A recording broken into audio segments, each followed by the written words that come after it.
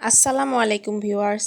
আজকে ক্লাস শেষে আমরা যখন বাসের জন্য অপেক্ষা করছিলাম, হঠাৎ আমরা প্ল্যান করে ফেললাম যে আমরা আজকে উদ্যোক্তা মেলায় যাব। তো কারোরই পূর্ব পরিকল্পিত ছিল না, আমরা হঠাৎ করে এটা প্ল্যান করলাম এবং সবাই রাজিও হয়ে গেলাম। তারপরে এখনই বাস ছাড়বে, তো আমরা একটি বাসে উঠে পড়লাম। আমি, আমার সাথে অরিন ছিল, আমার বান্ধবী ফারজানা আর তিনি ছিল। তারপরে বাস থেকে নেমে আমরা যাচ্ছি উদ্যোক্তা মেলার উদ্দেশ্যে। মেলাটি বসেছে পাবনা জেলার বনমালী মঞ্চে।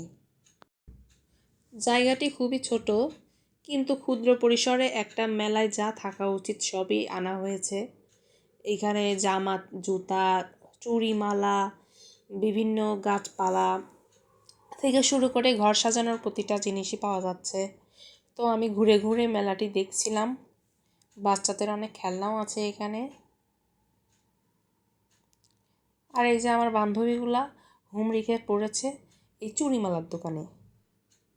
তারা চুড়ি কিনতে খুবই ব্যস্ত। এখানে অনেক রং বেরঙের চুড়ি পাওয়া যায়, তো তারা সেইখানেই ভিড় জমিয়েছে। তারপরে আমি একাই পুরো মেলাটা ঘুরে দেখছিলাম। এখানে ছেলেদের জন্য তেমন কোনো দোকান নাই। আমাদের সাথে আসা আমাদের বন্ধুগুলা খুবই বোর্ড হচ্ছিল। আর আমার এই বন্ধু সব দোকানে শুধু পুতুল দেখে বেড়াচ্ছে, আর আমি চারদিকটা ভিডিও করে বেড়াচ্ছি।